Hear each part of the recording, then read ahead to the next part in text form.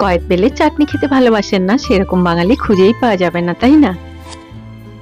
Hello friends, আমি সুমি রান্নাঘরে আপনাদের সবাইকে স্বাগত জানাচ্ছি।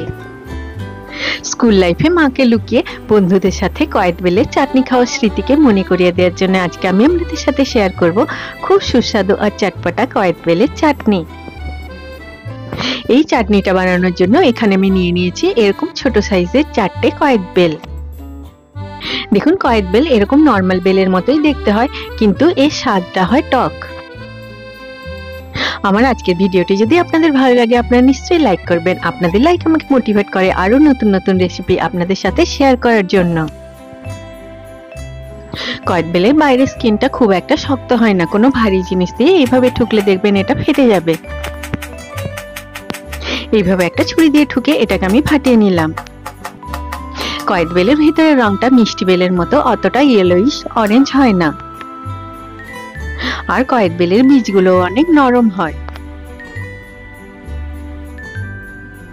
এবার আমি একটা চামচ দিয়ে এইভাবে স্কুপ করে কয়েদ বেলের শাঁসটাকে বার করে নিলাম। আপনারা যারা আমার রান্নাঘরে নতুন এসেছেন তারা নিশ্চয়ই আমার চ্যানেলটিকে সাবস্ক্রাইব, লাইক আর শেয়ার করবেন, আর পাশে থাকা বেল আইকনটি নিশ্চয়ই প্রেস করে দেবেন। তাহলে আমি যখনই নতুন কোনো ভিডিও আপলোড করব তার নোটিফিকেশন ঠিক আপনার কাছে পৌঁছে যাবে। এই একইভাবে আমি সব বেলগুলো শাঁসটাকে বার করে নিলাম। অনেক সময় কয়েদ বেল কেনার পরে খারাপ বেরোয়, তাই আপনারা বেল কেনার সময় বেলের ডাঁটি কাছটা দেখে নেবেন। ওই জায়গাটা যদি গ্রিন আর ফ্রেশ থাকে তাহলে বেলটা ভালো হবে।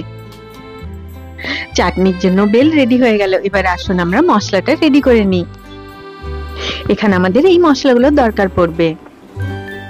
এখানে আমি 5টা বড় রসুনের কলিকে শুকনো তাওয়াতে রোস্ট করে নিয়েছি।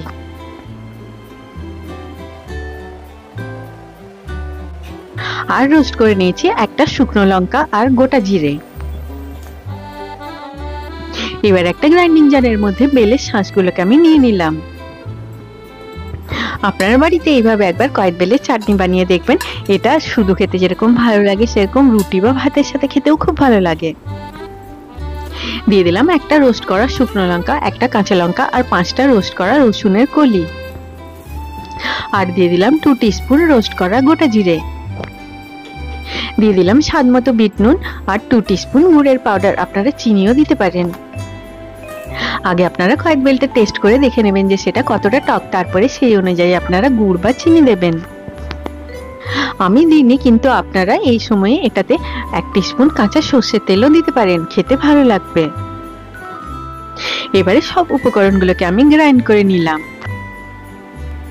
এই চাটনিটা একটু দানাদার থাকলে খেতে বেশি ভালো লাগে।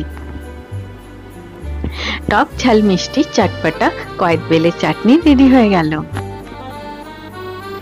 এইভাবে একবার কয়েদ বেলের চাটনি বানিয়ে শীতের দুপুরে সবাই মিলে বসে খেয়ে সেই ছোটবেলাকার স্মৃতিচারণ করে নিন। সবাই খুব ভালো থাকবেন। আবার আপনাদের সাথে আমার দেখা হবে আমার নেক্সট ভিডিওতে। Take care.